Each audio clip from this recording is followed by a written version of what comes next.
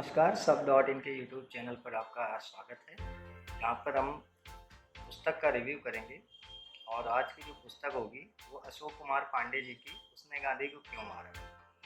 दोस्तों, हाल ही के दिनों में आप लोगों ने राहुल गांधी के एक बयान पे विवाद होते देखा है। उन्होंने जिसमें बोला था, मैं एक सावरकर नहीं गांधी हूँ। जिसके बाद वीर सावरकर जी के पोते ने राहुल गांधी पे केस करने का भी बोला है और उसके बचाव को लेके अशोक कुमार पांडे जी ने सोशल मीडिया पे काफ़ी तथ्य प्रस्तुत करे। अशोक कुमार पांडे जी के बारे में बताना चाहेंगे, यह एक इतिहासकार हैं, पेशे से प्रोफेसर हैं और इतिहास के तथ्यों को बहुत ही अच्छी तरीके से पेश करते आए हैं। चाहे उनकी कोई भी आप किताब उठा लीजिए, सावरकर काला पानी और सच, या उसने गांधी को क्यों मारा, तो उसी सीरीज में ये किताब है, उसने गांधी को क्यों मारा। और इसकी जो टैगलाइन इन्होंने दी है वो है साजिश और सोचों की पड़ताल। किताब जो पब्लिश की गई है राजकमल प्रकाशन द्वारा पब्लिश की गई है और इस पूरी किताब की टैगलाइन से ही समझ में आता है कि किस तरह गांधी की हत्या सिर्फ एक संयोग नहीं बल्कि साजिश थी, काफ़ी लंबे समय से जो रची जा रही थी। और उसके जो स्रोत अशोक कुमार पांडे जी ने इस पुस्तक में दिए हैं वो काफ़ी काबिल तारीफ है। तो पुस्तक की शुरुआत जो होती है उसका ही आर्टिकल जब आप पढ़ेंगे तो उसमें लिखा है, 14 साल की उम्र में भारत छोड़ो आंदोलन में हिस्सा लेकर जेल गए नाना के लिए जिन्होंने गांधी को सबसे करीब से देखा। पुस्तक को इन्होंने 3 खंडों में बांटा हुआ है। पहला खंड है वे कौन थे, दूसरा खंड जो है वो गांधी एक हत्या क्रोनोलॉजी, पूरी उन्होंने क्रोनोलॉजी बताई किस तरह से गांधी जी की हत्या की साजिश रची गई और साजिश की गई।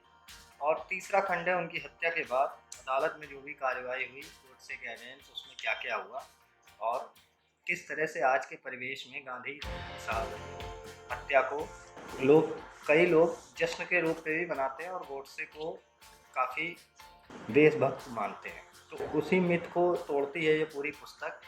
इसी केंद्र पर आधारित है, गांधी जी की जो हत्या हुई वो क्यों हुई, किस वजहों से हुई और हत्या के बाद किस तरह से अदालत में गोडसे ने बयान दिया या अपने तथ्य को प्रस्तुत करने का मौका दिया गया। तो शुरुआत अगर आप भूमिका पढ़ेंगे इस पुस्तक की तो वहीं पे ही आपको पता चल जाएगा ये किताब बहुत ही ढंग से लिखी गई है और इसके स्रोत जो है वो काफ़ी काबिल तारीफ है और इसीलिए अशोक कुमार पांडे जी फेमस भी हैं। तो इस किताब की भूमिका शुरू होती है अंग्रेजी के एक शब्द सेनाजियन से।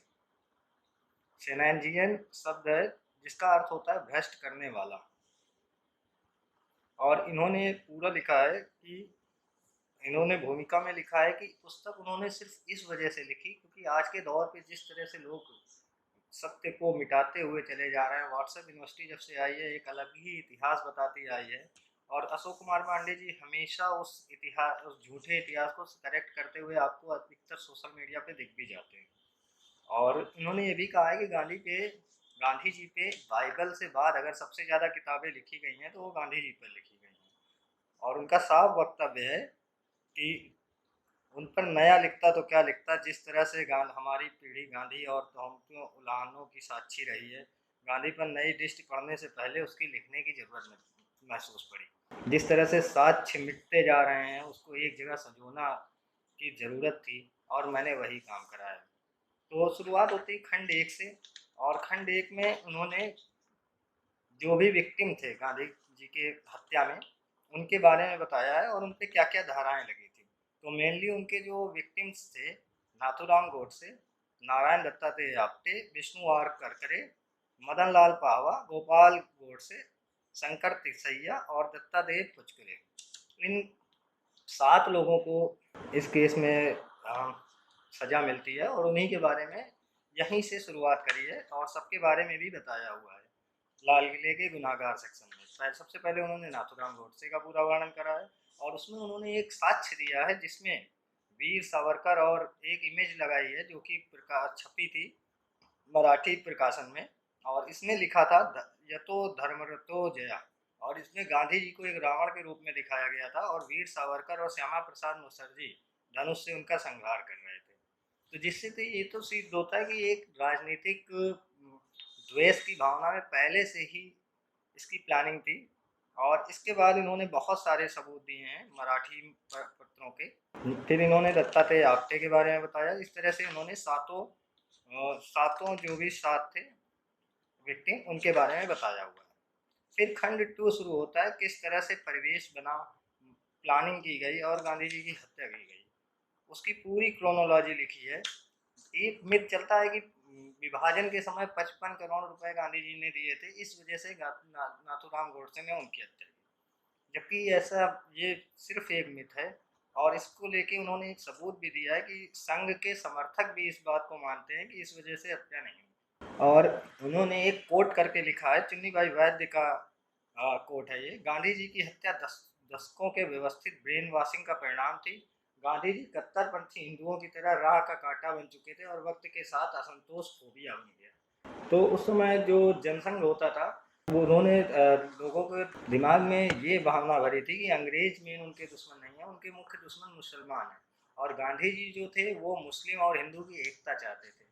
इस वजह से ये हत्या की साजिश रची गई और हत्या की गई थी, ऐसा अशोक कुमार पांडे जी ने अपने क्रोनोलॉजी में लिखा है। तो मुख्यतः इसी तरह किताब चलती रहती है फ्लो में, और वो पूरा एक एक अधिवेशन और कहाँ पे क्या हुआ, किस तरह पहले उन पे हत्या की चेष्टा की गई, असफल हुए, और फिर लास्ट में इन्होंने जब लास्ट हमला होता है उस समय जो नोआखोली दंगों के बाद का सीन, वो पूरा इन्होंने एक एक कोर्ट के साथ और साथ ही साथ एक एक स्रोत भी इकट्ठा करके काफ़ी व्यवस्थित ढंग से इन्होंने इस पुस्तक में लिखा।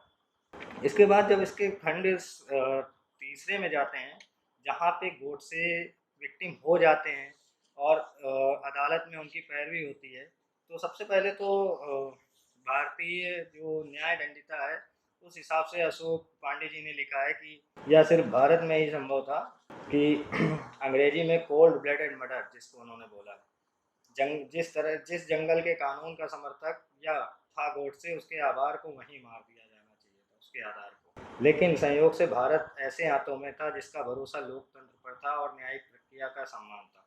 तो न केवल उस पर मुकदमा चला, सरकारी खर्च और वकील उपलब्ध दिलाए गए, बल्कि जेल में रहते हुए सुविधाओं की मांगे भी की गई। ये मैं खुद आश्चर्यचकित हूँ।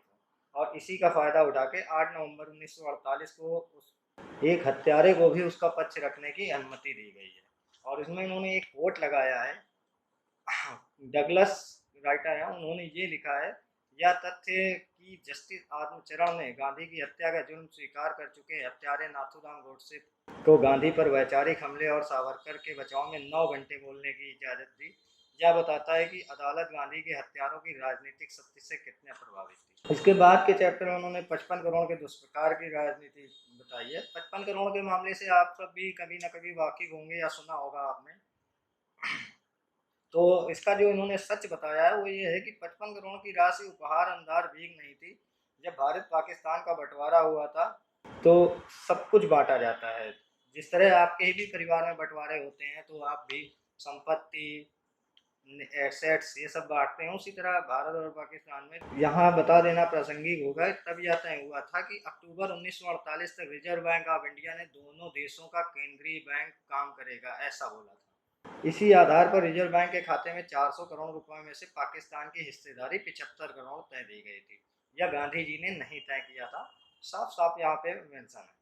और इसकी पहली किस्त यानी 20 करोड़ रुपए विभाजन के समय हंसी खुशी दे दी गई थी और बाकी की 55 करोड़ पाकिस्तान की मांग पर तय की गई थी। तो जैसा मिथ फैलाया गया कि गांधी जी ने ऐसा करा था, ऐसा बिल्कुल भी नहीं है। रिजर्व बैंक ऑफ इंडिया का ये ने तय करा था कि 75 करोड़ रुपए पाकिस्तान को दिए जाएंगे, जिसमें 20 करोड़ तुरंत दिए गए थे और 55 करोड़ बाद में पाकिस्तान की मांग पे थे। अब दूसरा मिथ ये है कि विभाजन के जिम्मेदार सिर्फ गांधी जी थे। गांधी और इसी मिथ को दूर करता है ये चैप्टर, जिसमें राम मनोहर लोहिया के कोट्स के साथ शुरू हुआ है। इस समय जनसंघ उस समय जो पॉलिटिशियल पार्टी थी और हिंदुत्व के गैर हिंदू विचार वाले उसके पुरखे सबसे ऊंची आवाज में अखंड भारत का नारा लगाया और उन्होंने अंग्रेजों और मुस्लिम लीग की देश के विभाजन में मदद की।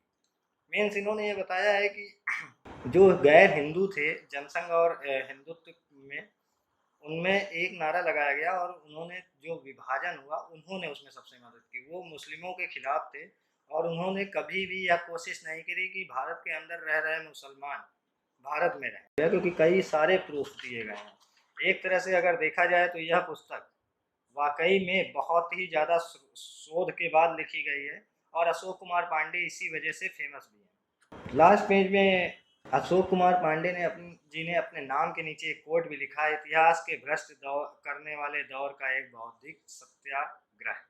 और ये वास्तविकता भी है। अगर आप उनका ट्विटर हैंडल उठाएंगे तो आप देखेंगे कि किस तरह से वो गलत फैलाए गए नेताओं द्वारा, उनके सपोर्टर्स द्वारा गलत फैलाए गए इतिहास को वो हमेशा करेक्ट करते दिखते हैं।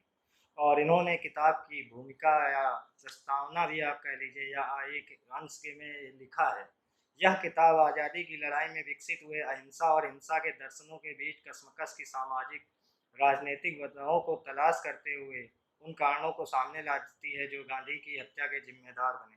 साथ ही हत्या को सही ठहराने वाले आरोपों की तह में जाकर उनकी तथ्य परख पड़ताल करते हुए न केवल गहरी साजिश के अनछुए पहलुओं का पर्दाफाश करती है, बल्कि वैचारिक षड्यंत्र को खोल कर रख देती है जो अंत में गांधी जी की हत्या के कारण बने।